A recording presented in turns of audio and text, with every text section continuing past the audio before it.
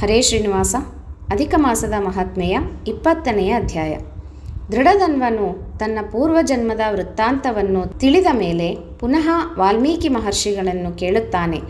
ಈ ಪುರುಷೋತ್ತಮ ಮಾಸದ ವ್ರತವನ್ನು ಯಾವ ರೀತಿ ಆಚರಿಸಬೇಕು, ಯಾವ ಯಾವ ವಸ್ತುಗಳನ್ನು ದಾನ ಮಾಡಬೇಕು, ಈ ವ್ರತದ ವಿಧಿವಿಧಾನಗಳೇನು, ಸಮಸ್ತ ಲೋಕದ ಉದ್ಧಾರಕ್ಕಾಗಿ ದಯಮಾಡಿ ನನಗೆ ತಿಳಿಸಿರಿ. ಈ ಪುರುಷೋತ್ತಮ ಮಾಸ ಸಾಕ್ಷಾತ್ ಸ್ವಯಂ ಪುರುಷೋತ್ತಮನೇ. ಈ ಮಾಸದ ಸೇವೆಯಿಂದ ಮಹಾಪುಣ್ಯವು ಪ್ರಾಪ್ತಿಯಾಗುತ್ತದೆ.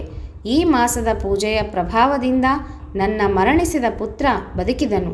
ಅಜ್ಞಾನವಶನಾಗಿ ಆಚರಿಸಿದ ವ್ರತದ ಪ್ರಭಾವವೇ ಅಷ್ಟಿರುವಾಗ ಇನ್ನು ವಿಧಿಪೂರ್ವಕವಾಗಿ ಆಚರಿಸಿದರೆ ಅದರ ಪ್ರಭಾವವೆಷ್ಟಿರಬಹುದು?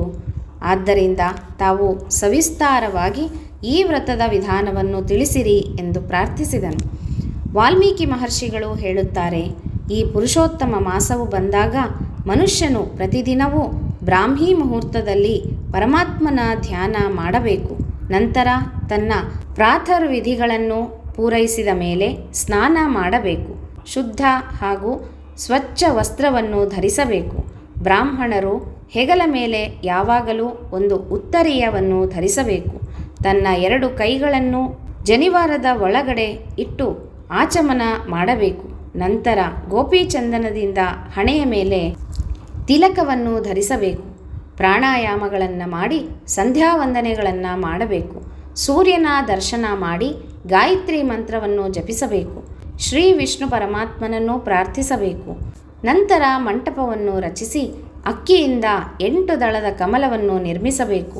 ಬಂಗಾರ, ಬೆಳ್ಳಿ ಅಥವಾ ತಾಮ್ರದ ಕಳಶವನ್ನು ಮಂಟಪದಲ್ಲಿ ಸ್ಥಾಪಿಸಬೇಕು. ಆಗ ಮಂತ್ರಗಳನ್ನು ಜಪಿಸಬೇಕು. ನಂತರ ಗಂಗಾ, ಗೋದಾವರಿ ನದಿಗಳನ್ನು ಆ ಕಳಶದ ನೀರಿನಲ್ಲಿ ಆಹ್ವಾನಿಸಬೇಕು. ಗಂಧ, ಅಕ್ಷತೆ, ಪುಷ್ಪ, ನೈವೇದ್ಯ ಮುಂತಾದ ಉಪಚಾರಗಳಿಂದ ಮಂತ್ರಪೂರ್ವಕವಾಗಿ ಕಳಶಾರಾಧನೆಯನ್ನು ಮಾಡಬೇಕು. ನಂತರ ಶ್ರೀಕೃಷ್ಣನನ್ನು ಸ್ಥಾಪಿಸಬೇಕು. ಭಕ್ತಿಪೂರ್ವಕವಾಗಿ ಅವರನ್ನು ಪೂಜಿಸಬೇಕು. ಪುರುಷೋತ್ತಮ ಮಾಸದ ದೇವತೆ ಪುರುಷೋತ್ತಮನೇ. ಆ ಮಾಸವು ಬಂದಾಗ ಆ ಪುರುಷೋತ್ತಮ ಭಗವಂತನನ್ನು ಆರಾಧಿಸಬೇಕು. ಆ ಭಗವಂತನು ಸಂಸಾರ ಸಾಗರದಲ್ಲಿ ಮುಳುಗಿರುವ ಮನುಷ್ಯರನ್ನು ಖಂಡಿತವಾಗಿಯೂ ಉದ್ಧರಿಸುವನು.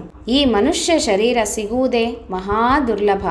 ಹಾಗಾಗಿ ಮನುಷ್ಯ ಜನ್ಮ ದೊರಕಿದಾಗ ಧರ್ಮಾಚರಣೆಯನ್ನು ಮಾಡಬೇಕು. ಅಂತ್ಯಕಾಲದಲ್ಲಿ ನಮ್ಮ ಸಹಾಯಕ್ಕೆ ಯಾರೂ ಬರುವುದಿಲ್ಲ.